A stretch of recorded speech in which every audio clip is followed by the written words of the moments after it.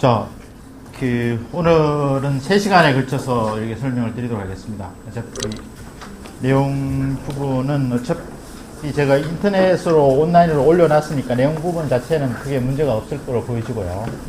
진행 방식은 전에 말씀드렸듯이 일단 제가 간략하게 설명을 드리고, 그 다음에 좀 그 사항에 대해서 여쭤보는 거로 그렇게 진행을 하겠습니다. 자, 먼저, 아직까지 다 오지 않아서. 근데 지금 제가 봐서는 앞으로 그 강의 부분은 사실 제가 강의 부분에서 아주 익숙한 편은 아닌 거로 보여진다면은 앞으로는 지금 온라인 강의라든지 이런 식으로 많이 활동이 되지 않겠냐는 생각이 들고, 세미나 형식이라든지 토론이라든지 이런 부분에 대해서는 모여서 이렇게 되겠지만 앞으로는 그렇게 되지 않겠냐는 생각도 좀 많이 듭니다. 제가 지금 개인적으로는 그 아침 시간에 이제 영어하고 중국하고 일어를 제가 전화 강의를 들어보는데 굉장히 효과적인 측면이 있는 것 같습니다. 많이 하고 계시겠지만, 연전은 이 학원에 가야 되고 시간을 맞추기가 참 어려워서 실제로 많이 빠지게 되는데, 전화로 이렇게 하다 보니까 굉장히 좀 효과적이고 굉장히 좀 좋은 것 같더라고요. 마찬가지로 지금 오늘 신문에도 보니까 그렇더라고요. 전부 다 대학교에서는 강의 자체가 전부 다 앞으로는 공개돼서 온라인으로 공개된다고 그렇게 하고 있는데, 그런 식으로 좀 많이 되고, 아주 중요한 강의 부분은 앞으로 어차피 오프라인으로도 많이 되겠지만, 그렇게 진행이 될 가능성이 좀 많은 것 같습니다.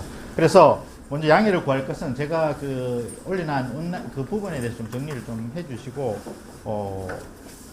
제가 일단 주요한 부분만 다시 설명드리는 거로 그렇게 진행을 하겠습니다. 먼저, 오늘 그 내용상 부분에서는 IP, 지식재산과 관련된 법률 부분, 전반적인 부분에서 어떤 문제점이 있느냐 하는 부분을 한번 살펴보려고 합니다. 그래서 여기서 법률 전공을 하시는 분 많이 안 계실 거로 보여져서 그에 대해서 전체적인 어떤 내용 부분에 좀 설명이 들어가고, 그 다음 두 번째 시간에 있어서는 계약 관련된 사항 중에서 IP 지식재산 금융 계약이라고 했을 때 과연 어떠한 특성을 가지겠느냐 하는 부분에서 제가 좀 설명을 드리도록 그렇게 하겠습니다.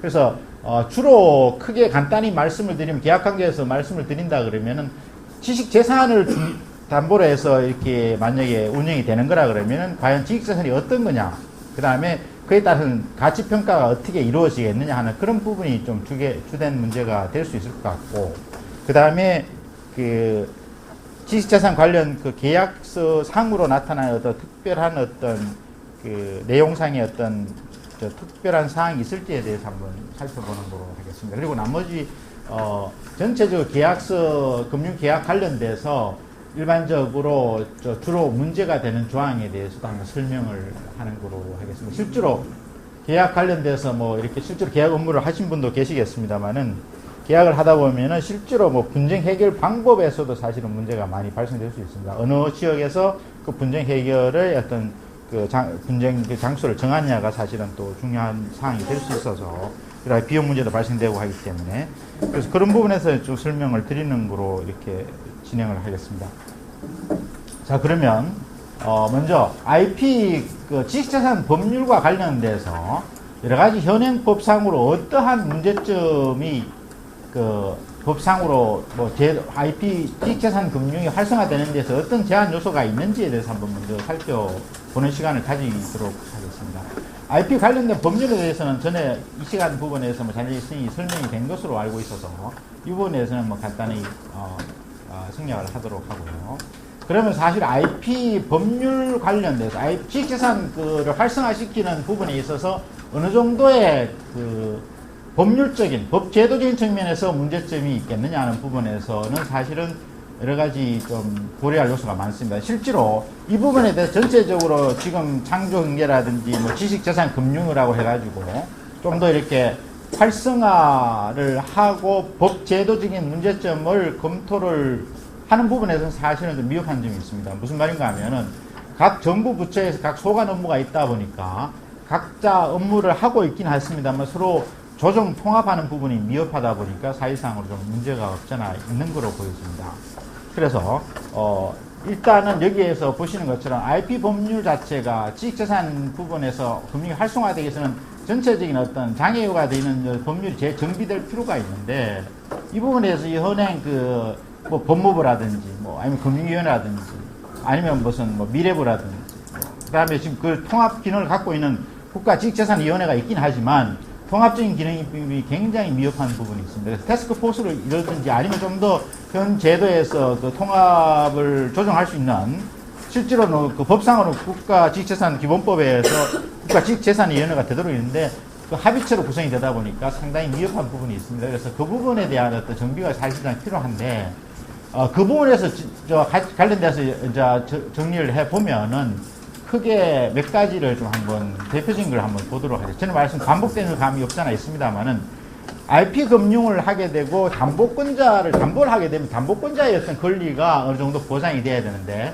그런 부분에서 상당히 약합니다. 그리고 실제로 동산 담보라든지 그런 부분에 있어서도 동산 담보권자가 사실은 관리하는 데 어려움이 사실은 많이 있는데 그런 관리 부분을 어떻게 할 것이냐는 것이 사실은 많은 문제가 될 수가 있습니다.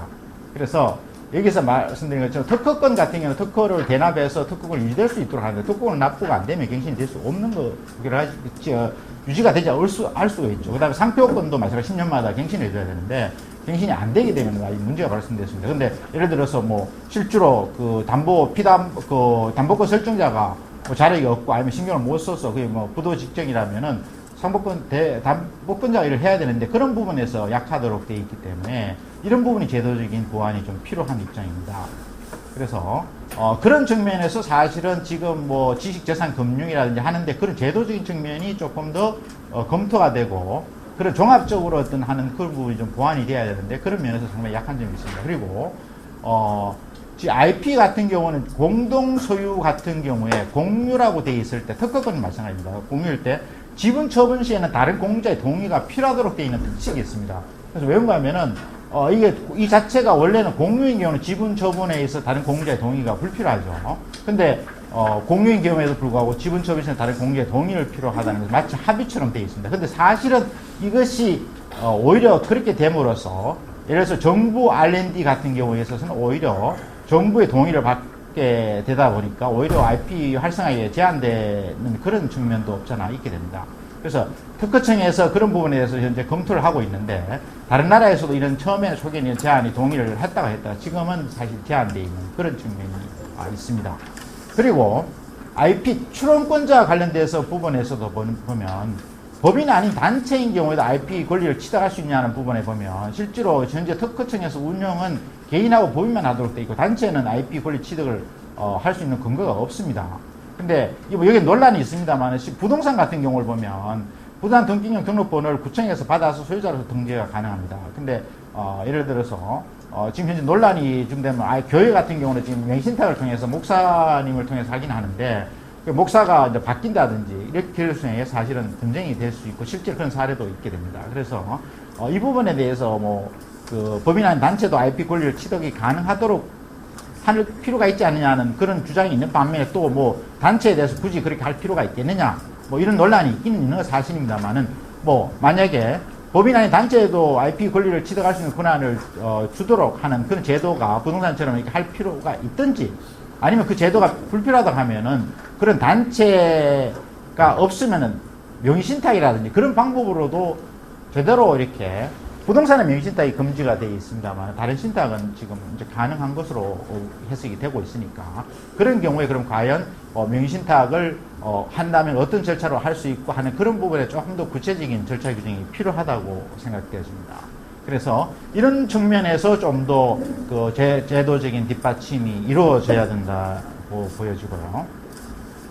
그 다음에 여기에서 보시는 것처럼 실제로 지금 IP 지식재산 금융에서 사실은 문제가 많이 발생될 수 있는 것이 많이 이제 신문에서 논란이 많이 있습니다만 실제로 만약에 그 문제가 되었을 때 특허권 침해가 있다든지 아니 담보권자로서 담보를 취득한 상태에서 특허권 침해가 되었을 때 그에 대한 손해배상 문제가 사실 실제로 문제가 많이 발생되는데 실제로 우리나라에서 보면 예를 들어서 뭐 삼성과 애플 같은 경우 우리나라는 뭐 몇 억에 불과한데 미국 같은 데는 1조의 상당히 규모가 차이가 나는 거죠. 시장의 차이가 있을 수도 있겠습니다만 법원의 태도의 차이가 상당히 있고요.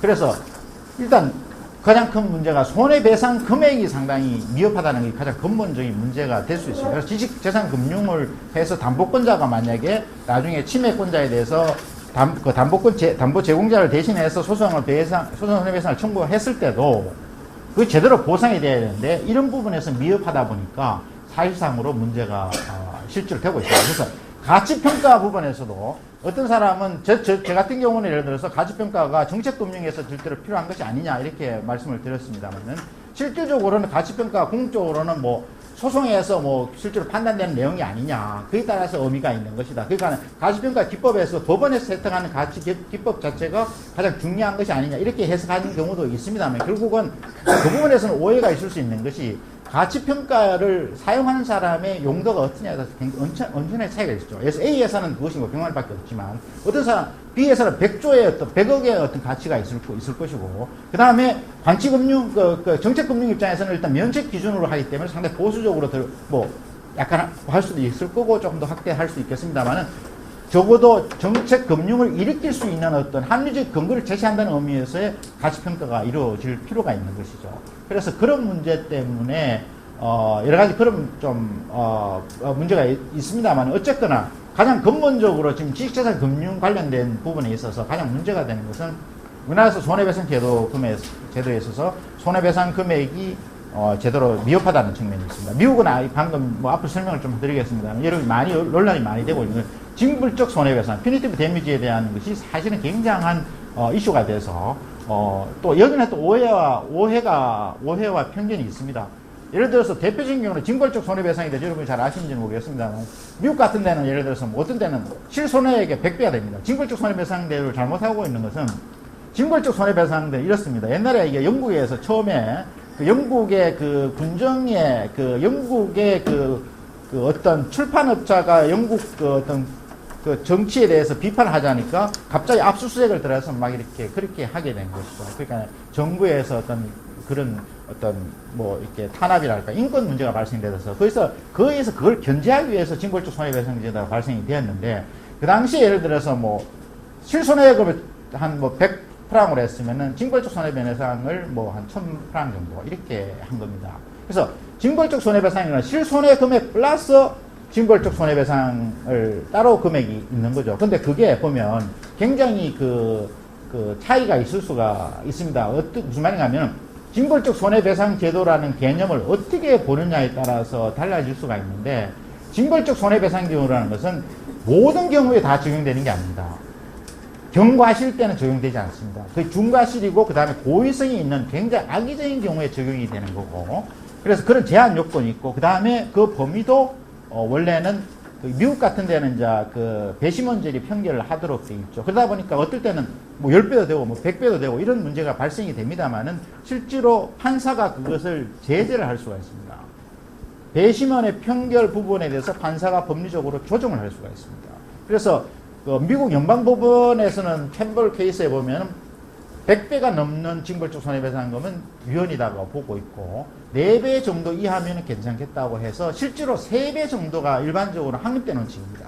근데 미국은 제도가 좀 복잡한 게 연방대법원이 그 판결을 내렸다 하더라도 연방대법원에서 관련이 되지 않는 주법원에서 이루어진 사건에 대해서는 주법원에서 주도 대법원이 있기 때문에 각자 알아서 하게 됩니다. 그래서 안주까지도 사실은 연방대법원에 그런 판결이 있음에도 불구하고 주법원에서는 여전히 징벌적 손해배상 제도, 손해금이 상당히 많아지는 경우도 있긴 합니다만 전체적으로 상당히 정리가 된 거죠. 그래서 요즘에 우리나라에서 보면 징벌적 손해배상 제도 부분에 있어서 정도를 정해놓는 거 보면 3배 정도 이렇게 해서 하고 있는데 3배로 픽스된 게 아닙니다.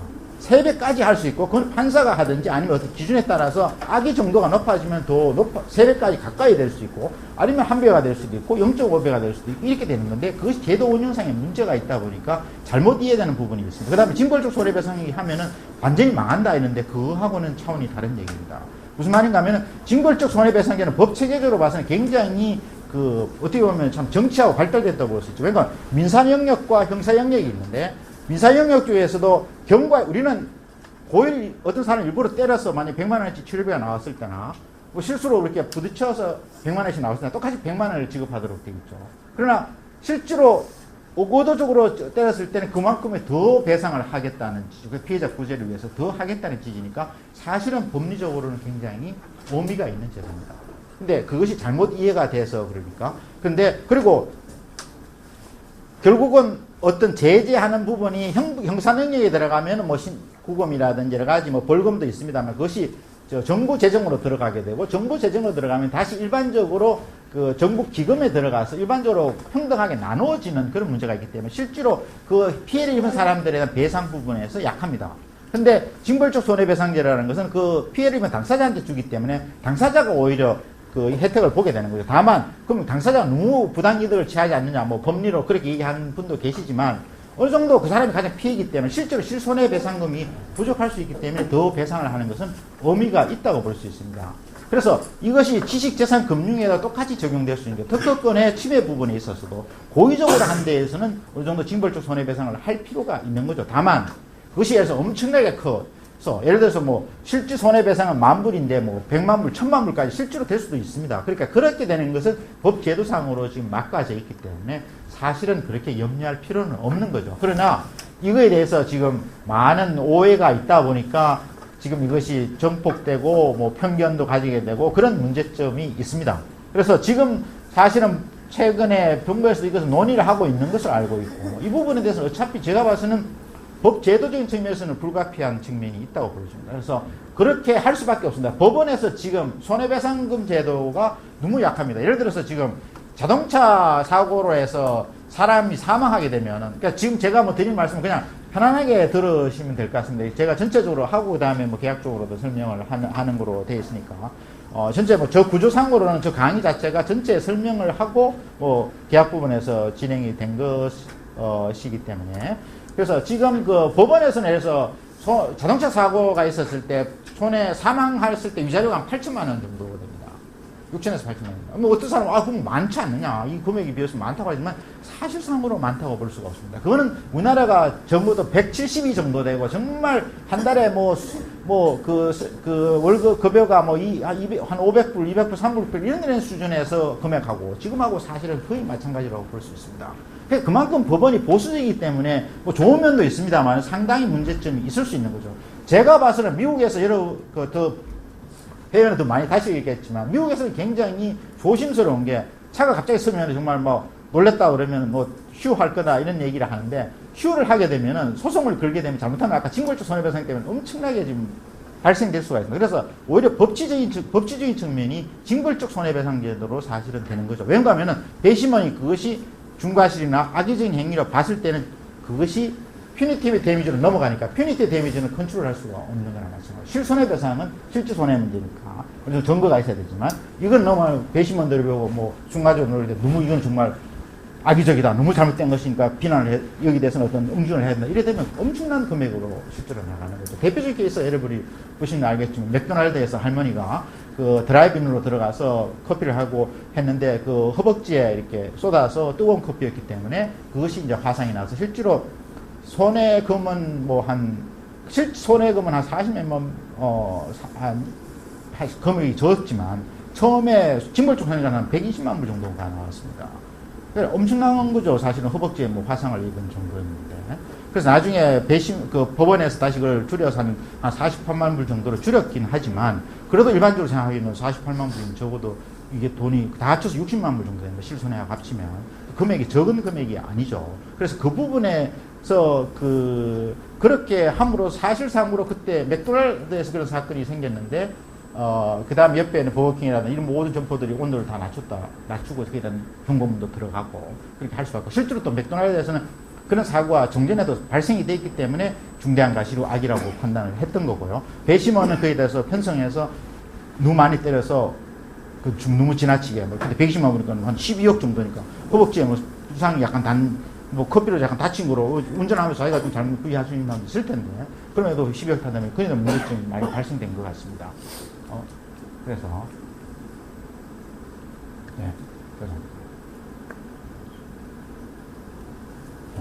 그래서 그런 문제 때문에 많이 지금 한 것처럼 징벌적 손해배상 부분 자체에 대해서는 좀 앞으로 이 부분에 손해배상 부분에서 많이 발생될 앞으로 제도적인 개선이 돼야 될 부분으로 보여지고요. 그 다음에 지금 우리나라에서는 손해배상 부분에 있어서 입증이 어렵습니다. 실손해를 입증을 해야 되는데 그것이 상당히 어렵고, 그에 따라서 여기에 보시는 것처럼 이것이 과실의 추정이라든지 여러 가지 손해배상 산정 방법을 두고 있긴 하지만 실제로 인정되는 부분이 상당히 적기 때문에 이에 따른 문제점이 있다고 보고 있고요. 또 그 다음에 법원에서 통상 실수료 상당의 부분을 손해배상으로 인정하고 있기 때문에 오히려 뭐 정 안 되면 그 수익 만큼 주겠다라고 이렇게 하기 때문에 실제로 오히려 그 침해가 유도된다는 그런 그 규정이 그런 어떤 비난도 있습니다. 여기서 보시는 것처럼 그래서 실제로 뭐 이익을 급해서 한다든지 아니면은 실제로 그 이익을 받았을 때는 이익의 액을 추정을 한다든지 그 다음에 그 통상적으로 받을 수 있는 금액에 상당한 것을 배세상액으로 한다든지 이렇게 규정을 하고 있습니다. 근데 실질적으로 이 부분에서 제대로 그 충분한 배상이 좀 미흡한 측면이 있어요. 그 다음에 여기서 보시는 것처럼 과실 부분도 손해배상을 인정하기 위해서는 위법행위가 있어야 되고 그 다음에 고의 또는 가실이 있어야 되고 위법행위가 있어야 되고 그 다음에 손해가 발생되고 그 다음에 인과관계가 있어야 되는데 그런 부분은 사실 입증이 어렵습니다. 왜 입증이 어렵냐? 실제로 절차상으로 들어가게 되면은 입증이 왜 어려운가 하면은 그 사실관계를 밝힌다는 게 굉장히 어렵습니다. 그래서 왜냐하면 증거 자료 자체가 상대방이 다 있다 보니까 상대방의 자료를 받아낸다는 것이 어렵게 됩니다. 그런데 미국 같은 데는 사립탐정까지 우리나라도 지금 현재 검찰을 통해서 수사를 시켜서 수사를 하도록 해서 그 자료를 받도록 되어 있는데 지금 검찰의 입장에서 지금 그건 너무 남용되다 보니까 모든 기록을 주지 않습니다. 개인정보 보호 때문에. 그런 문제 때문에 사실상으로 입증이 어렵게 돼서 실제로 뭐 그렇다고 우리나라에서는 개인 탐정을 고용해서 뭐 조사를 할 수 있는 상황도 아니고 그렇다 변호사 사무실이나 법률사무소 이런 쪽에서 뭐 조사를 할 수 있는 능력이 있는 것도 아니고 그러다 보니까 사실상으로 굉장히 어렵게 되는 것이죠. 그래서 지금 예를 들어서 여기서 보시는 것처럼 실제로 이 디스커버리라는 얘기를 많이 들어보셨을 겁니다. 이 디스커버리는 것은 뭐 다른 건 아니고 디스커버리인데 이라는 거죠. 그러니까 전자직으로 하는 디스커버리라는 거. 디스커버리라는 것은 문자가 그대로 디스커버리입니다. 조사, 증거를 찾는 절차라는 건데 디스커버리라는 것은 여러 가지 뭐 변론 전에 이루어지는 행위를 변론 전에 이루어지는 정보 조사를 얘기하는 건데 여기서 보시는 것처럼 뭐 내용은 간단합니다. 데포지션, 뭐 인터로거트리스, 뭐 프레젠테이션 앤드 뭐 그다음에 검사, 뭐 자백 이런 건데 우리나라가 똑같은 우리나라 제도가 이게 없는 게 아닙니다. 다 있는데 다만 변론 진행 전에 이루어집니다. 그래서 예를 들어서 뭐 우리나라에서 만약에 특허 소송이 발생됐고 우리나라 손해액을 우리나라 사람에 대한 손해액을 얼마 인정할 것이냐는 부분에 대해서 만약에 된다 그러면 예를 들어서 미국에서 그 변호사가 한국에 와서 그 법원의 직원을 데리고 와서 그 자리에서 그냥 같이 그 전문가 정인을 거기서 녹취하는 거죠. 그 자리에서. 그게 인터로게터리가, 데포지션이 되는 거죠. 그 다음에 상대방이 물어보는 거는 그 다음 그 자료를 해서 막바로 법원에 제출하게 되면은 그에 따라서 절차를 진행하게 되게 됩니다. 그래서, 그런 부분인데 이 디스커버리라는 것은, 그 중에서 전자문서에 대해서 모든 것을 그런 인정을 해준다는 거죠. 그러니까 무슨 말인가 하면은, 미국 민사소송 규칙에서 점검을 일렉트로니컬리 스토어드 인포메이션에 포함되기 때문에 그런 자료를 제출하지 않으면 우리나라처럼 문서 제출 명령에 불응한 것처럼 그에 대한 불이익을 받게 되고 그에 따라서 사실은 피해를, 실제로 상당한 불이익을 받게 되는 것이죠. 그래서, 그런 측면에서, 상당히 지금 이슈가 많이 되고 있고, 그래서 지금 뭐 디지털 포렌식으로 해가지고 그에 대비해서 어떻게 자료를 축적할 것이냐는 것이 사실은 굉장한 논란이 되고 있습니다. 그래서 여기서 보시는 것처럼 이게 대표적인 지금 판례인데 이와 관련돼서 지금 어떤 식으로 잘못됐을 때 불이익을 받을 수 있을 것이냐 이게 특허 소송에서 지금 나타나는 실제로 특허라든지 이런 소송 부분에서 나타날 수 있는 상당히 중요한 내용이라고 볼 수 있습니다. 그래서 이런 부분에서 실제로 해외에서 소송에서 이런 문제가 제기가 돼서 문제가 발생되는 경우가 많이 있고요. 그래서 이 부분에서 상당히 조심스럽게 자료를 할 때, 그래서 임의로 자료를 뺀다든지 그렇게 함으로써 나중에 오히려 그 원고 주장 사실을 그대로 인정하게 되는 그런 문제점을 가지게 됩니다. 그래서 우리나라에서 이와 같은 또 법리적으로는 사실은 전자문서라도 그 문서 제출 명령의 대상이 되기 때문에 문제가 되지는 않을 수가 있습니다만은 현재 이 부분에 대해서 좀 또 제대로 좀 명확하게 법원에서 그 부분에서 좀 문서 제출 명령 부분이나 이런 부분에서 상당히 좀 조심스럽게 점검을 하기 때문에 그 미국과 같은 이 디스커버리 제도를 통해서 증거 조사가 제대로 이루어지도록 하는 것이 상당히 중요하다고 보여집니다. 그래서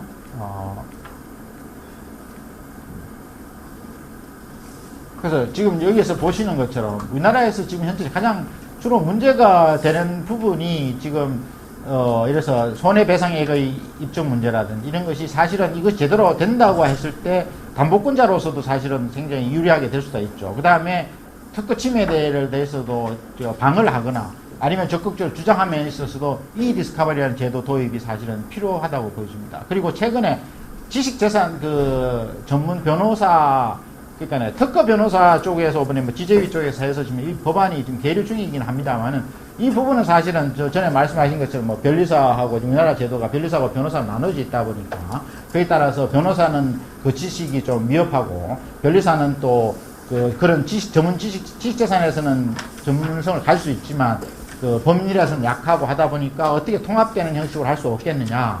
그 다음에 좀 더 전문성을 키울 수 없도록 하겠냐. 일본 같은 경우는 예를 들어서 둘이 동시에 할 수 있도록 그렇게 법정에서 두 사람이 같이 나가서 이렇게 반드시 둘이 나가서 이렇게 한다든지 이런 식으로 뭐 도움을 하고 있습니다만은 우리나라에서는 그에 대해서는 뭐 논란이 좀 있다 보니까 그 부분에 대해서 어떤 변리사가 소송 분쟁에 조금 더 참여할 수 있는 여지를 두자 이런 논란이 있으면서 특허 변리사 그 특허 변호사 제도를 도입을 하려고 하는데 사실은 좀 여러 가지 좀 논란이 있는 건 사실입니다. 그 다음에 관할권 부분에서도 지금 현재 사실은 특허 쪽에서 관련돼서는 사실은 이 내용을 잘 모릅니다. 법원에서도 알 수가 없죠. 왜냐하면 지식재산에 대해서 지식재산 중앙지방법원에는 지식재산부가 있긴 있습니다만은 사실은 다른 거 사건을 하다가 마지막에 이제 고참이 오니까 와서 하는데 사실 그동안 한 번도 지식재산 그 분쟁을 해보지는 제대로 안 했기 때문에 그 한계가 있습니다. 그래서 그러나 다만 2심에서는 특허 법원이 있어서 어느 정도 그나마 또 특허청에서 뭐 이렇게 인력을 지원받아서 이렇게 하다 보니까 좀 낫긴 합니다만 그게 제대로 이루어지지 않는 문제 때문에 그거를 불란서도 뭐 그렇게 하긴 한다고 합니다만 실제로 어느 특정 법원, 서울이라든지 뭐 광역군대 몇 군데에서 특허 사건을 전담할 수 있는 재판부를 둬서 효율적으로 하자고 하는데 또 이게 뭐 국민의 어떤 관할 문제, 국민의 어떤 편의성이나 이런 측면에서 좀 논란이 있고 해서 사실은 문제가 있습니다만은 결국은 담보권자로서 봐서도 담보권 실행해서 나중에 소송으로 됐을 때 그것이 어떻게 분쟁이 제대로 합리적으로 이루어지냐가 중요한 부분이니까 지금 현재 재판부에서는 그런 전문성이 미흡하다고 볼 수밖에 없습니다. 왜냐하면 다 알 수는 없죠. 근데 어차피 법리적으로 미국도 마찬가지로 어차피 판사는 이제 법리적으로 판단을 하는 거이기 때문에 지식재산을 다 뭐 모른다고 하더라도 큰 상관은 없겠습니다만 전체 내용을 알아야 정확한 판단을 하는데 도움이 되는 것은 사실이기 때문에 그런 문제가 있어서 사실은 ADR의 어떤 중요성을 많이 얘기하고 있죠. 여러분이 뭐 다 아시는 거겠습니다만은 지금 여기에서 보시는 것처럼 그 ADR 여기는 ODR에 대해서 언급을 했습니다만은 그 ADR이라는 Alternative Dispute Resolution을 해가지고 ADR의 어떤 중요성이 사실은 높아지고 있습니다. 지금 아까 전에 그 설명드린 것처럼 그래서 이 부분에 대해서는 사실은 이제 여기 현재 변호사 영역이라든지 앞으로 이 부분에서 지금 특히 또 손해배상과 신결소송이 뭐 이원화되고 이렇게 해서 복잡하고 또 뭐 일부 특별한 재판부에서 맡긴다는 진행을 하고 있습니다만 그것도 문제가 있고 또 뭐 특허 변호사라는 타이틀을 가진다고 해서 뭐 그것이 뭐 옥상옥이 아니냐 하는 논란도 있고 해서 사실은 문제가 많이 있어서 그 다음에 무슨 말인가 하면은 대리인 자체도 전문성이 약할 수밖에 없는 거죠. 현행 제도상으로. 그 다음에 재판부 역시 전문성이 약할 수밖에 없습니다, 사실. 그래서 그 부분을 어떻게 할 것이냐. 제대로 분쟁이 발생되면 신속하게 해결을 해주는 것도 사회 인프라에서 중요하기 때문에 법원, 변호사도 어떻게 전문성을 높이고, 그 다음에 법원 분쟁 책임적으로 판단은, 그 판사 역시 제대로 전문성을 높이자 하는 부분에서 이슈가 되는 것 중에서 결국 그렇다면 대세력 분쟁 수단 ADR로 활성화시킬 수밖에 없지 않느냐. 그래서 ADR이라는 얘기가 나오죠. ADR이라는 것은 그런 쪽에 전문가로 구성된 그 중재라든지 뭐 이런 쪽으로 해서 그것을 효율적으로 처리하자고 하는 것이죠. 그래서 과연 이것이 뭐 또 지식재산에 관련해서 이것이 어떻게 보면 형사사건도 될 수 있고 하기 때문에 이것이 중재 어떤 적격이 있느냐는 부분 논란이 있습니다만은 그 손해배상 관련된 사항이라 이 부분에서는 문제가 없다고 보고 있습니다. 그래서 ADR 부분에서는 지금 나름대로 이 부분에서 많이 이루어지고 있고 또 최근에는 또 뭐 이래서 일반 민간 단체에서도 ADR 전문 중재 조정 기관도 지금 만들어지고 있는 그런 상황이 있습니다. 그 다음에 여기에 보시면 저작권 쪽의 분야를 보면은 저작권 부분은 아시다시피 이게 굉장히 그 온라인에서 일어나는 문제가 주로 뭐 이래서 그 이렇게 뭐 표절을 한다든지 이런 문제가 많이 발생이 되는데요.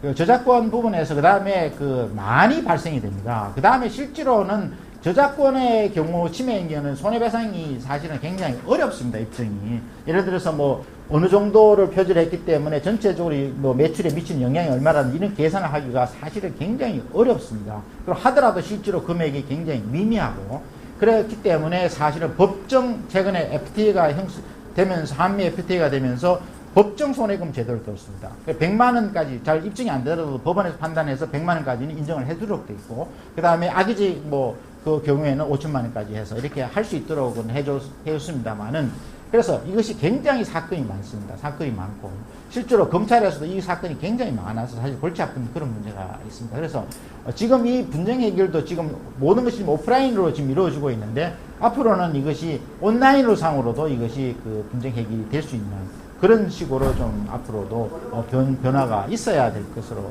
생각이 되어집니다. 그래서 실제로 그에 대한 활발한 논의도 있고 그 부분이 이루어지고 있고 그 다음에 그 관련돼서 관련된 법에 대해서 한 예를 들어보면 이런 겁니다. 지금 파산 관련법에서도 기업 파산한 경우는 지식적 사유자가 로열티를 계속 지급하고 계속 사용할 수 있도록 해야 되는데 현재 여러분 잘 아시다시피 파산하게 되면 파산관제인이 쌍무 계약을 해지할 수가 있습니다. 그럼 해지해버리면은 그 사람은 사용을 할 수가 없어요. 돈을 주더라도. 그래서 그런 문제가 근본적으로 문제가 발생되고 있습니다. 근데 이 부분이 굉장히 논의가 되고 굉장히 주장을 해도 사실은 이 부분이 아주 입법적으로 제도가 안 되고 있습니다. 미국 같은 데를 보면, 계속 사용할 수 있도록 왜냐면 사실은 파산 관전 입장에 돈만 받으면 되는 거니까. 아니면 어떻게, 그거라 돈을 안 받는 게 아니라 자기가 일괄적으로 파는 것도 좋겠지만 팔아도 계속 사용하도록 그 조건을 달아서 하면 되는 거니까 문제가 없음에도 불구하고 그런 부분에 대해서 일괄적으로 파산 관전인도 사실 그런 내용을 하면 무조건 깨끗하게 정리하기 위해서 다 이렇게 정리 중단 상무계약 체결시키고 그대로 통으로 파니까 사실은 가치가 없게 이렇게 그래 되는 그런 여러 가지 문제점이 발생될 수 있습니다. 그 다음 일본의 경우에는 미국 정도는 아니지만 적어도 실식권자가 자신의 실익을 등록하여 공시적 배양교육을 갖추고 있는 걸 실식해야 될 파산관의 해지 권한을 이제 제한하고 있습니다. 그래서 우리나라에서도 이 부분에 대해서 파산관계 법령상으로 이것을 좀 이렇게 제도적인 보완을 해야 될 필요가 있습니다. 그래서 지금 오늘 제가 드린 말씀 부분에서는 이것이 지식재산 금융이 활성화되고 그 다음에 커머셜 뱅킹 쪽에서 지식재산을 담보 때는 준담보로 해서 활용함에 있어서도 적어도 그것이 제대로 활성화하기 위해서는 이런 제도적인 법제도적인 인프라가 갖추어져야 된다는 그런 측면이 상당히 중요한 것 같습니다. 그래서 제가 오늘 설명드리는 부분은 요것으로까지 하겠습니다. 그리고 실제로 다른 사항 부분에 대해서는 저 PPT 자료도 있고 지금 온라인 강의도 있으니까 그걸 참조하시면 될 것 같고요.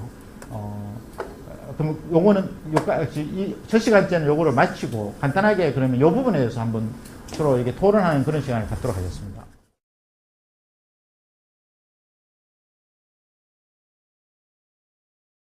자, 이번 시간에는 지금 금융계약 실무상 유의점 부분인데, 사실은 지금부터가 되겠죠. 근데 계약 쪽에 조금 접근된 감이 있습니다만은 사실은 이게 일반 계약 부분에서 특히 지식재산 금융과 관련돼서 어떤 특별한 특성을 가지겠느냐 하는 측면을 찾아봐야 되는데, 사실 어려운 부분이겠습니다. 근데 제 생각은 사실은 IP 두 딜리전스, 그러니까 지식재산 실사 작업이 사실은 그래서 어떤 지식재산이 있는지를 특정하는 것이 사실은 중요한 작업으로 저는 생각을 하고 있습니다. 그래서 M&A를 하더라도 상대방 회사의 어떤 그걸 특정을 하듯이 그런 부분. 그 다음에 IP에 대한 가치평가. M&A를 하면 프라이싱의 문제가 관련되니까 그 가치를 어떻게 평가할 것이냐. 근데 가치평가는 따로 이렇게 배우셨을 테니까 저희는 여기서 간단하게 하는 거로 하겠죠. 근데 이 부분이 가장 이슈가 지금 되는 건데 지금 예를 들어서 구체적으로 담보가 되던 어떤 지금 예를 들어서 금융을 일으키는 지식재산 금융을 일으키는 그 IP가 되는 그 권리 자체를 어떻게 특정해서 실제로 그것이 뭐냐 하는 부분 어떻게 생긴 거냐 그 다음에 권리가 있느냐 소유가 누구냐 그다음 얼마만큼의 그 권리를 존속하고 있느냐 그 다음에 그에 따라서 누가 사용을 하고 있고 수익이 발생되느냐 그다음에 그에 따라서 어떤 다른 사람의 채권자가 어떤 가지고 있는 어떤 뭐 제한 물권이 있느냐, 어떤 그다음에 뭐 다른 채권 어떤 다툼의 소지가 잠재적인 어떤 제한 물권의 어떤 설정 가능성이 있느냐 하는 부분에 대해서 사실은 조사하는 작업이 사실은 굉장히 중요하다고 보여집니다. 그래서 이 부분에 대해서는 어떻게 보면은 그러니까 이 일반적인 이런 거죠. 그러니까 부동산도 부동산의 그 호텔 같은 걸 인수하면은 부동산도 부동산을 회사 형태로 가지고 회사가 가지고 있어서 회사를 인수하는 형태로 부동산을 취득을 하는 것처럼 이 IP도 마찬가지로 IP를 가지고 있는 전에 말씀드렸듯이 IP를 가지고 있는 회사를 인수해서 IP를 취득하는 거와 마찬가지로 또 아니면 이건에서 지금 그 IP를 기본으로 해서 그에 따라서 그것을 그의 어떤 가치를 인정해서 그에 따라서 여신을 일으킨다고 한다 그러면 그렇죠. IP가 뭔지에 대한 정확한 인식이 필요합니다. 그래서 지금 다만 이제 그것이 형체가 부동산 동산처럼 확증이 안 돼 있으니까 굉장히 애매하고 알 수가 없는 거죠. 근데 특히 어떤 문제가 있는가 하면 특허권이라고 하더라도 특허권 같은 경우는 특허권에서 우리나라에서는 특허 무효 심판 소송에서 그 특허 무효 심판율이 상당히 그 무효 심판율이 높기 때문에 무슨 말인가 특허로 돼 있다고 하더라도 나중에 실제로 특허로서 효력이 없는 경우가 뭐 이번에 애플하고 삼성과 케이스도 마찬가지로 인정이 되는 것처럼 그래 되다 보니까 그거를 인정할 수 없는 그런 측면이 좀 있습니다. 그래서 그 부분에 대해서 사실은 한다는 게 쉬운 게 아니죠. 그러니까 권리성이라든지 사업성이라든지 뭐 이런 거에서 그 다음에 나가는 그 가치평가하고 연결이 되겠습니다만은 그 부분에 대해서 제대로 작업이 이루어져야 되고 사실은 전에 말씀드린 똑같은 그 결론에 기착이 되는 거죠. 결국은 가치평가가 제대로 되느냐 하는 부분하고 연결이 될 수가 있습니다.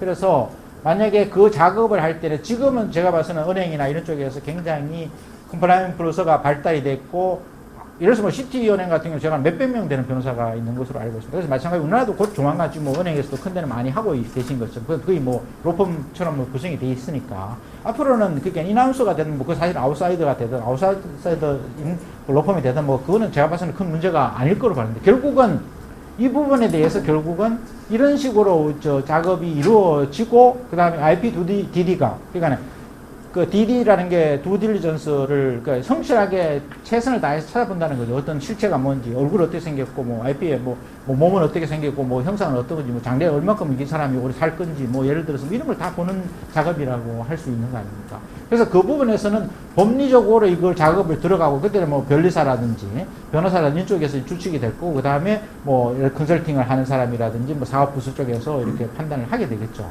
그래서 이 작업이 사실은 중요한 것으로 보여집니다. 그래서 추가적으로 담보 중에서 예를 들어서 뭐 똑같이 마찬가지죠. 예를 들어서 부동산 같은 경우는 감정을 하듯이 마찬가지로 그 작업이라고 볼 수 있을 것 같습니다.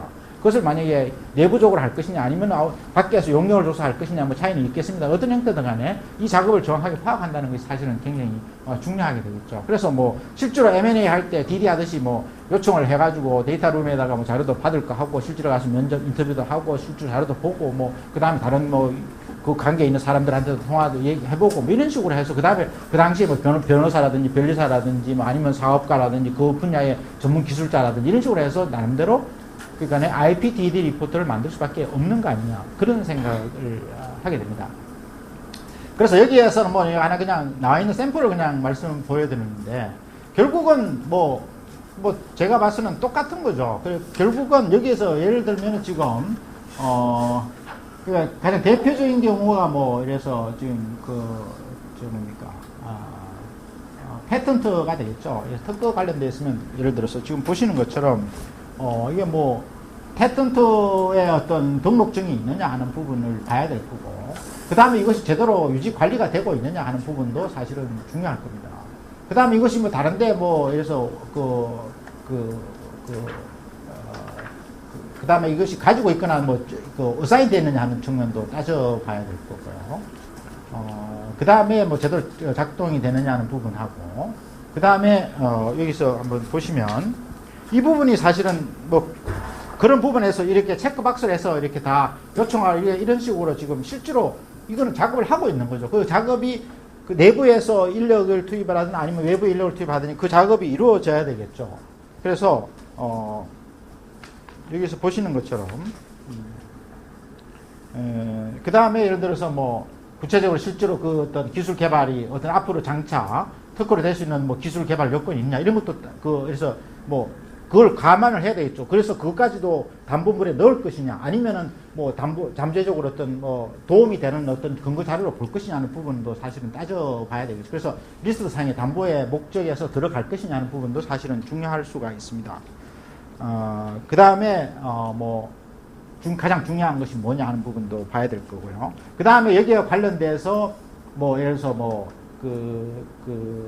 혹시 뭐 이렇게 다른데 이렇게 줬는 거든지 수익을 뭐 상출하는 게 있다든지 아니면 실제로 뭐 다 실질권을 줘서 뭐 어떻게 보면 실제로는 없을 수도 있는 수가 있는 거죠.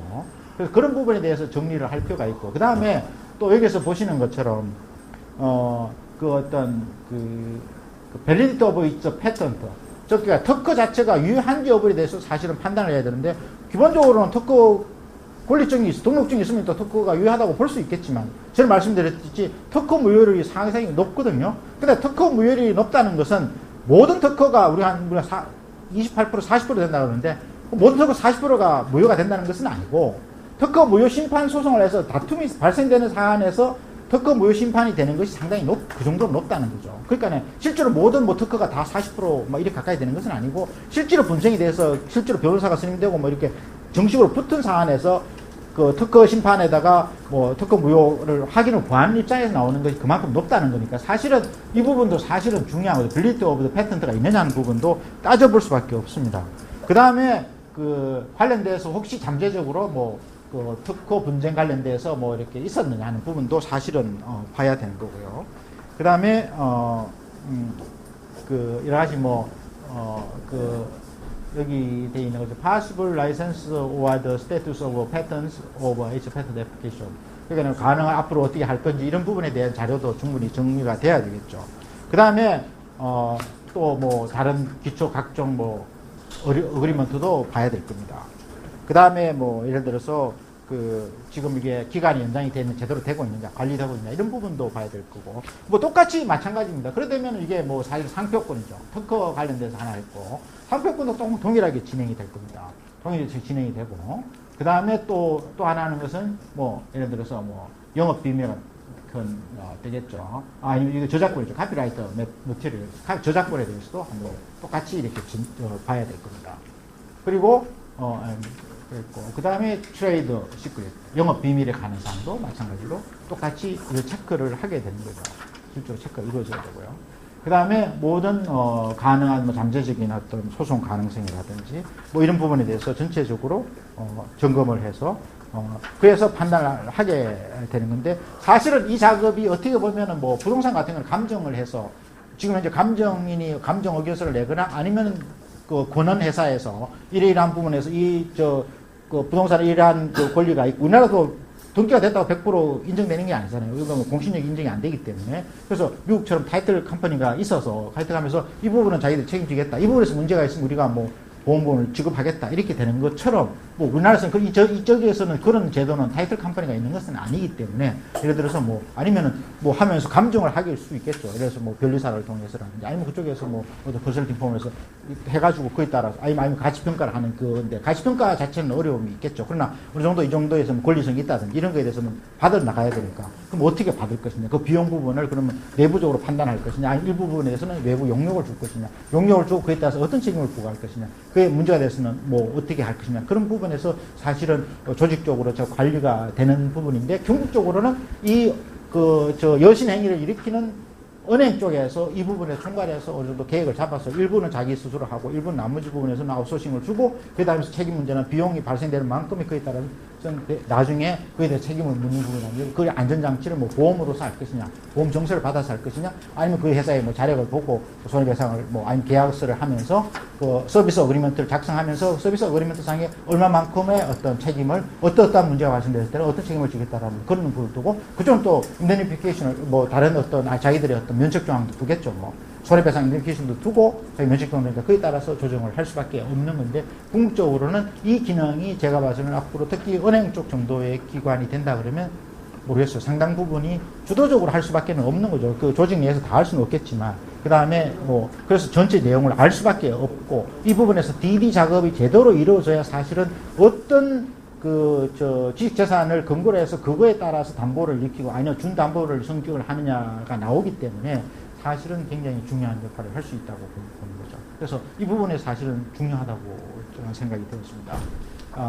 그래서 이 부분에서는 나름대로 이 부분은 뭐 어차피 지금 이거는 가장 심플한 폼을 해드리는 거고 구체적인 경우가 막 발생이 될 수 있겠죠. 그에 따라서 이제 리포트가 작성이 되고 그 다음에 다시 또 뭐 한번 또 재조사가 들어갈 수 있고 체크를 하게 되고 아니 필요한 외부에 가서 다시 한번 검증을 한다든지 뭐 이런 형태가 이루어져야 될 겁니다. 뭐 똑같은 내용이니까 반복적이어서 뭐 그냥 하나 참조만 하시면 될 것 같고요. 그 다음에 이제 사실은 이제 뭐 프라이싱이 문제가 되고 여신의 한도가 얼마 할까, 여신 조건을 어떻게 할 것이냐, 어떤 부분에서는 뭐 조건을 걸어서 아니면 담보를 놓고, 아니, 이것까지 담보 놓아서 한다, 아니면 이거는 제외시킨다든지, 아니, 이 부분에서 어떤 문제가 발생될 때는 뭐 한다든지 여러 가지 해야 되는 거니까. 여기에서 가치평가는 뭐 일반적인 가치평가의 문제도 중요하겠습니다만은 가치평가라는 것은 어떤 가치평가가 가장 의미가 있느냐 하면 사실은 지식재산에서는 제일 권리성의 문제가 제일 있죠.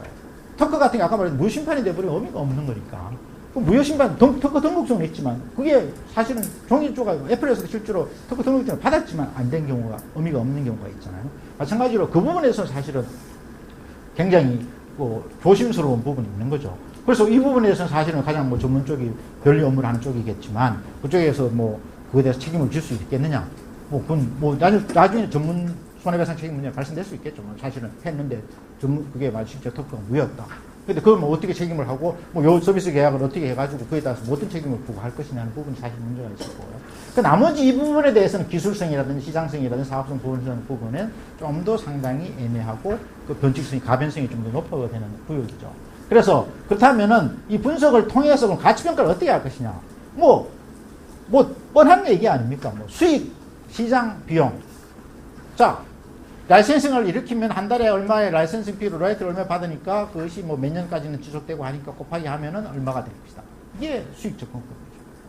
뭐 자기는 하겠죠. 뭐 이건 우리 하니까 이거 엄청나게 뭐 정말 대박이고 하니까 엄청난 회사에서 한 달에 뭐 얼마 정도 나올 수도 있고 뭐 지금 우리가 지금 세계를 안 나가서 지금 세계 나가면 이게 뭐 하루에 얼만큼 될 거니까 뭐 해서 앞으로 이게 뭐 특허 존속기간 하나 인정하면 되고 하니까 앞으로 계속 또 우리가 또 계속 만들어낼 거고 뭐 합니까? 얼만큼 된다 하면 이쪽에 하니까 이거는 사실은 뜬금없는 얘기가 돼요. 사실. 그 다음에 비용 조건. 우리가 하는데 돈이 얼마 들었으니까. 내가 인력 하는데 우리 뭐 R&D 인력, 내부 인력 얼마도 없고 외부 용역을 얼마 줘서 어떻게 해서 실질 비용이 얼마다. 그러니까 우리는 이 정도는 받아야 된다. 이게 비용 조건 보여주죠. 그 어떻게 보면 자기한테는 맞을 수 있겠지만 이건 너무 과장될 수 있고 이건 너무 사실 적을 수도 있고 사실은 의미가 없는 거죠. 얼마 들어오는 건 중요한 것은 아니니까. 실제로 시장에서 얼마큼 어떻게 워킹하느냐가 사실 중요한 거니까 사실은 시장 접근이 필요한 거죠. 근데 시장 접근권이 문제인데 시장 접근은 그 유사한 어떤 그에 대한 어떤 시장 가치가 나와야 되는데 과연 시장 가치를 어떻게 할 수 있느냐. 그건 시장이 가격이 있어야 되는데 실제 거래가 이루어지는 게 거의 없으니까. 우리나라에서는 실제로 제대로 이루어지는 경우가 없죠. 그러다 보니까 그렇다면 시장 접근을 하지만 사실은 이것이 제한적일 수밖에 없어요. 그러나 궁극적으로는 그거밖에 갈 수밖에 없고 면책이 아니라 실질적으로 문제가 가장 리스크를 줄이는 방법은 시장 접근권인데 시장 접근법이 원초적으로 부과하니까 그렇다니까 가치평가 도대체 어떤 의미를 가지느냐 그래서 뭘 하겠다는 거냐 하는 부분에 사실 문제가 될 수가 있습니다. 그래서 극단적으로는 이것이 뭐 소송에 들어가서 법원에서 인정하는 금액 그 정도로도 사실은 의미가 있지 않느냐. 그리고 뭐 결국은 법원에서 인정한다는 것이 어떻게 보면 이런 쪽으로 해서 어떤 법원의 감정으로 지정된 사람이 뭐 평가하는 것이기 때문에 사실은 뭐 그 기법을 해서 뭐 그게 어느 정도 가장 안전한 뭐 거기에서 법원에서 인정되는 법원에서 이렇게 일반적으로 억셉트 되는 그런 어떤 그 시장 가치 분석법에 따라서 한 것은 사실은 기본적으로는 인정될 수 있는 부분이 있을 수는 있죠.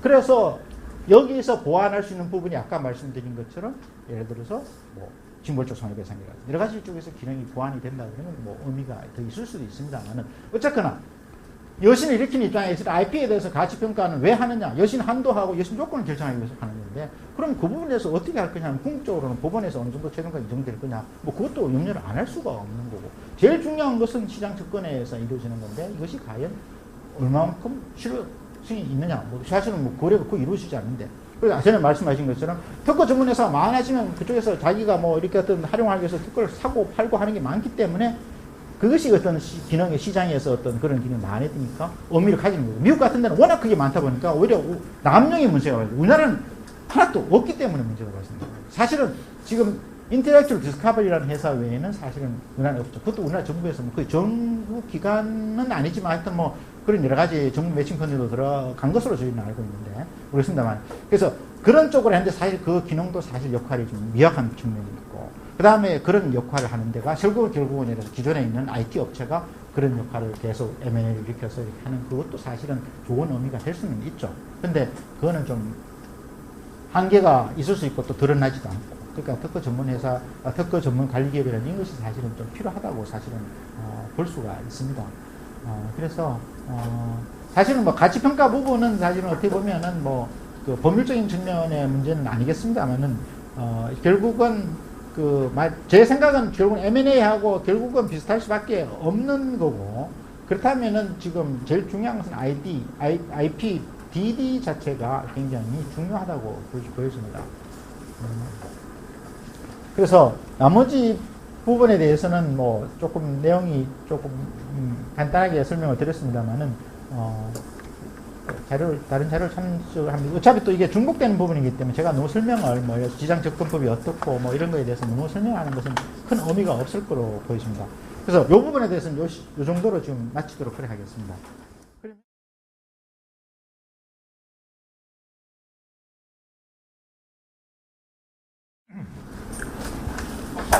네, 마지막으로 금융 관련해서 계약서 부분을 한번 살펴보도록 그렇게 하겠는데요.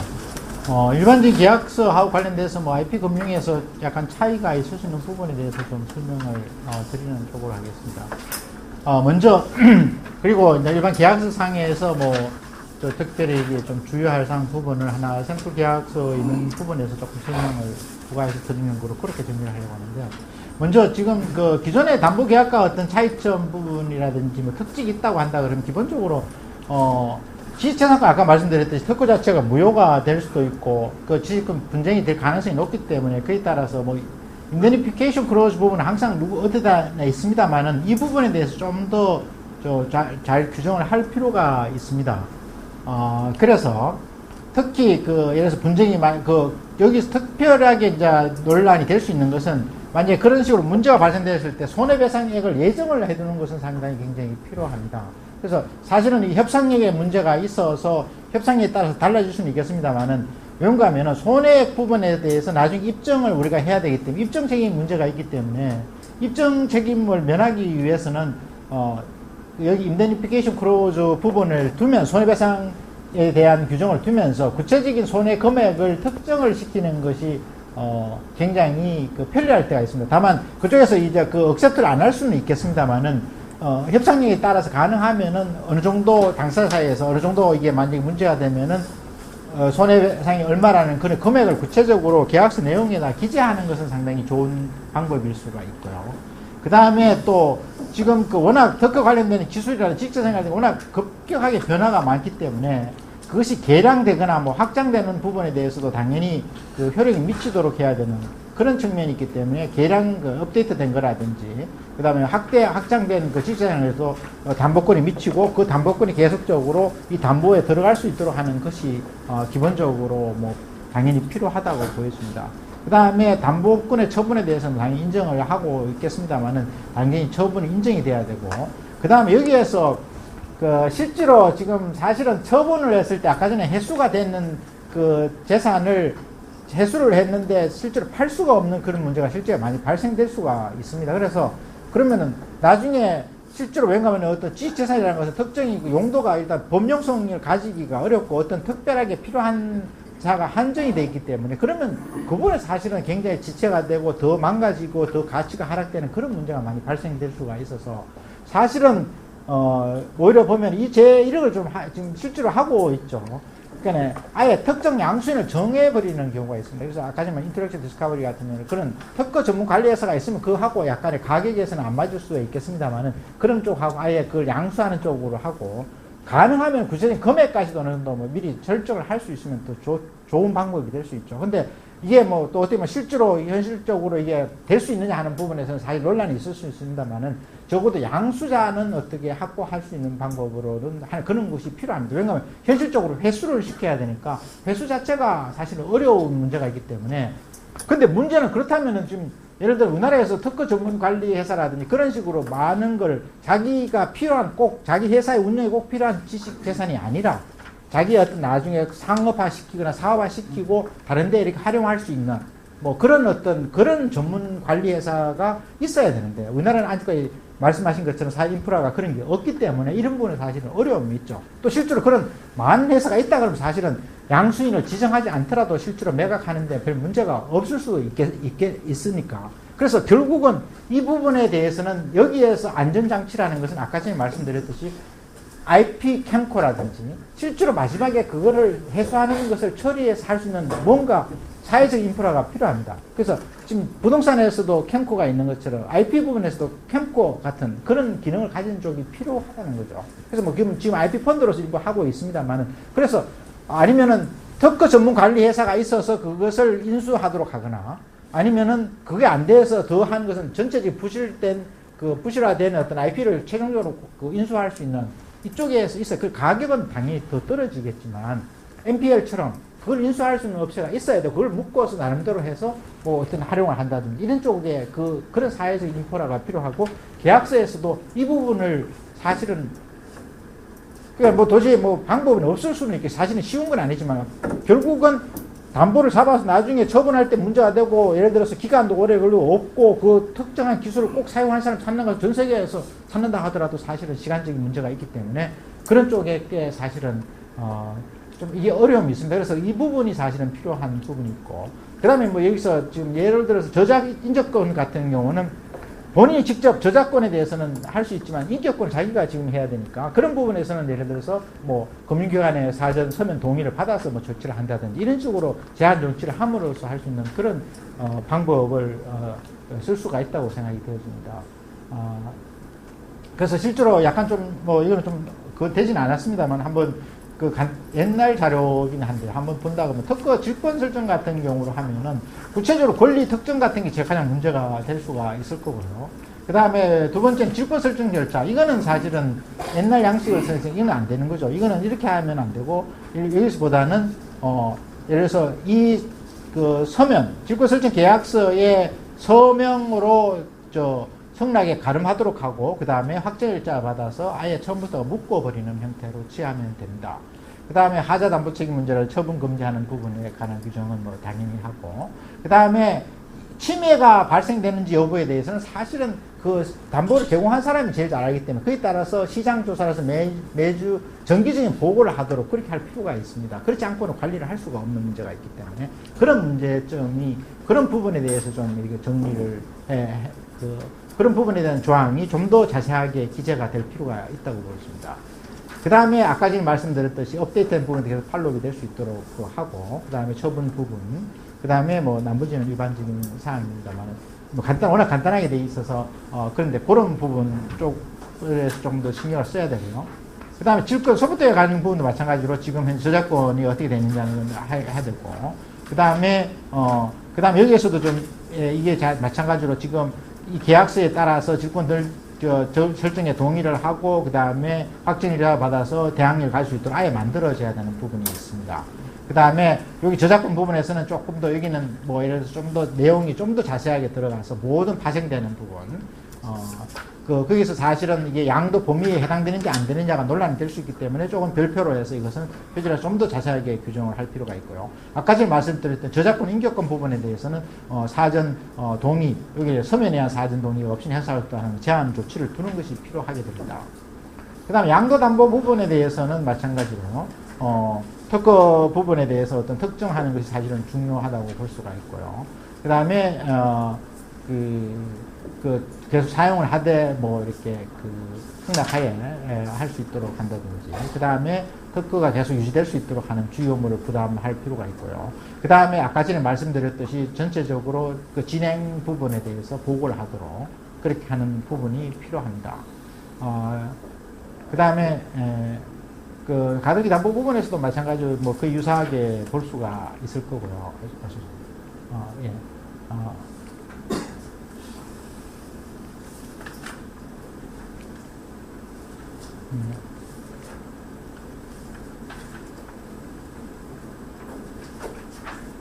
그 그 다음에 여기서 좀 빠졌습니다.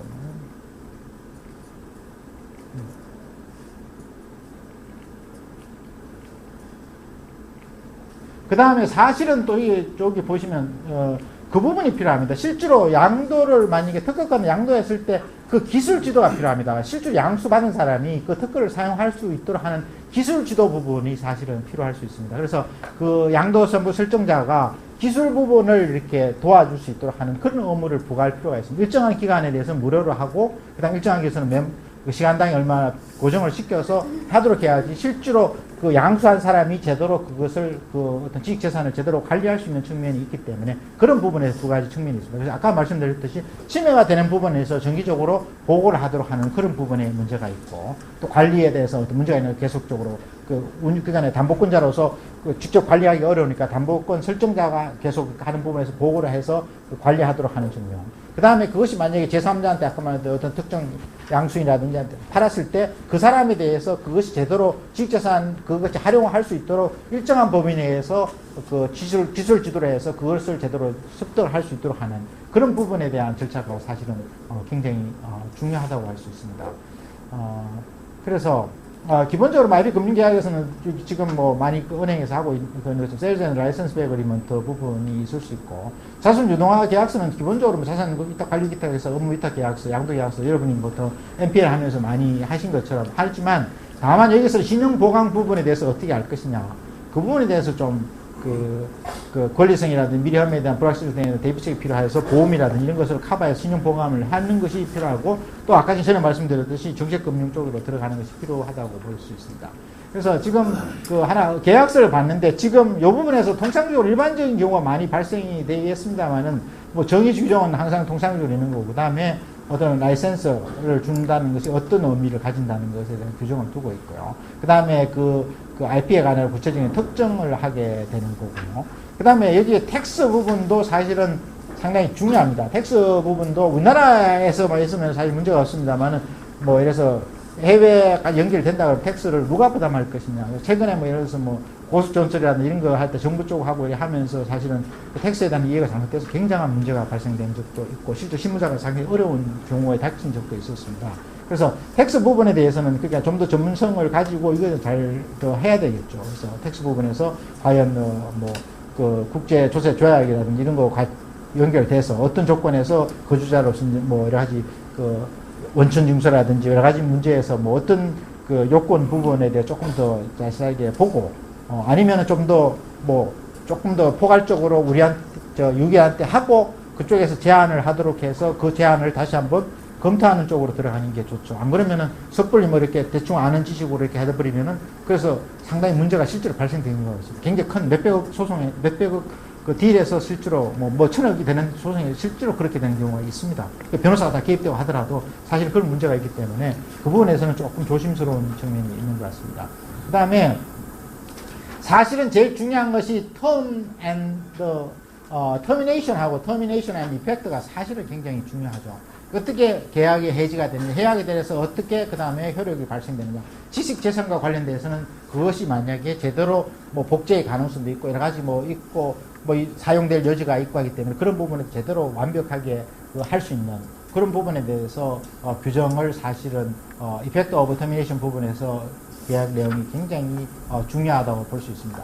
그리고 지금 말씀드린 것과 마찬가지로 여기서는 자기가 책임 면책을 디스크레이머를 하겠지만 실제로 손해배상 부분에서 사실은 굉장히 중요하죠. 그래서 이 부분에 대해서는 굉장히 꼼꼼하게 볼 수밖에 없습니다. 예를 들어서 어떤 자기가 특허 가지고 있는 것에서 어떤 식으로 했을 때 자기가 책임을 안 지겠다는 그런 규정을 이 부분에서는 굉장히 자세하게 검토를 해야 되는 거죠. 그 다음에 아까 전에 말씀드린 바와 마찬가지로 인데미피케이션 부분에 있어서는 적어도 구체적으로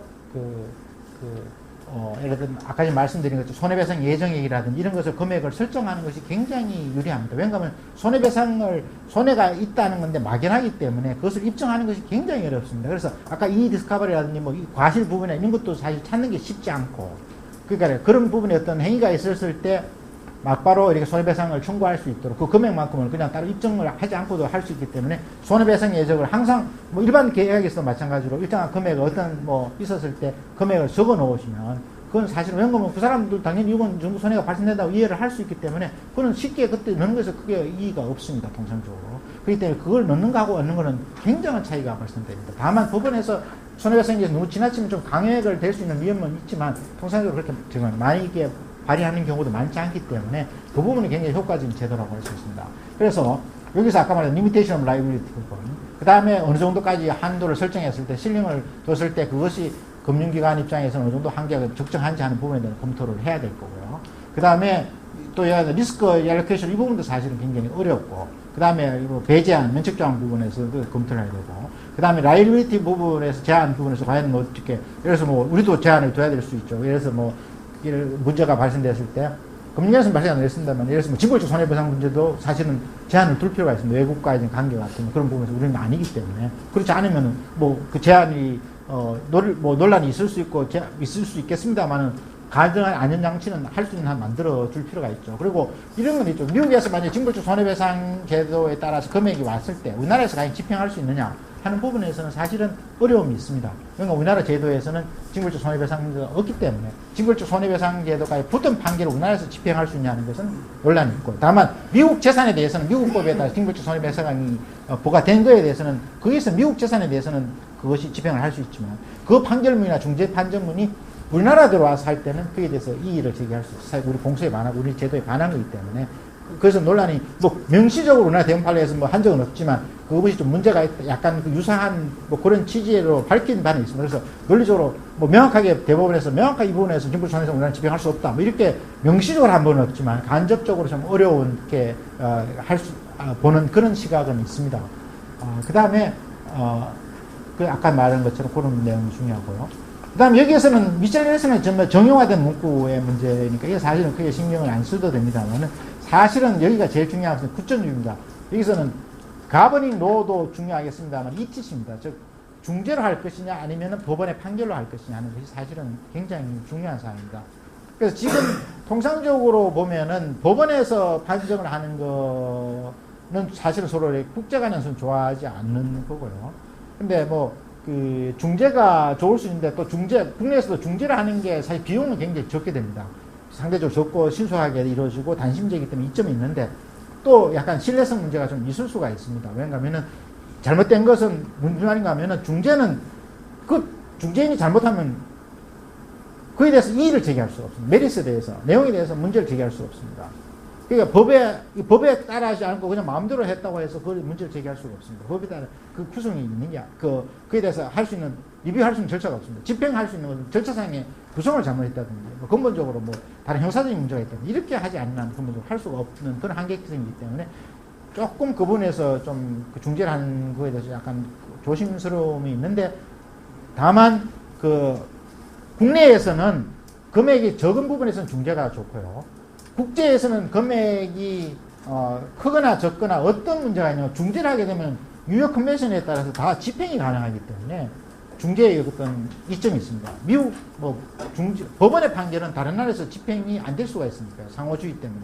그래서 그런 측면에서는 이점이 있습니다만은 제일 중요한 것은 현실적으로 중재를 하든 법원보다는 비용이 많이 발생되니까 중재가 좋은데, 중재를 할 때는 어느 곳에서 중재하느냐가 사실은 굉장히 비용 문제가 발생될 수가 있습니다. 그래서 통상적으로 가장 많이 발생되는 것은 그쪽에서 소송을 제기하게 되면은 그러니까 만약 미국하고 우리나라 문제에 대해서 미국 쪽의 기업이 소송을 제기하면 한국에서 하고, 한국 쪽 기업이 소송을 제기하면 미국에서 하는 그런 쪽으로 하는 것이 통상적으로 좀 이렇게 합리적으로 보고해서 많이 하고 있습니다. 그 다음에 또 그 ICC 중재 쪽이라든지 이렇게 해서 상공회의소 쪽 중재가 가장 전통이 있고 신뢰성이 있으나 비용이 굉장히 비쌉니다. 그래서 상당히 몇 억 정도 이렇게 비용마다 발생이 되고, 중재인이 ICC 중재인으로 되면은 한 건당 한 20만 불 정도 받습니다. 우리나라도 적은 돈이 아니죠. 그게 굉장히 왜냐면 그 굉장히 판사 중에 판사가 되는 거죠. 왜냐면 그 사람은 ICC 중재에서 판단을 하면 그거는 다툴 수가 없는 거예요. 요즘은 좀 중재 부분에서 다시 이제 2심제로 바뀌는 것도 좀 있긴 합니다만, 그러다 보니 굉장히 권한이 있는 거죠.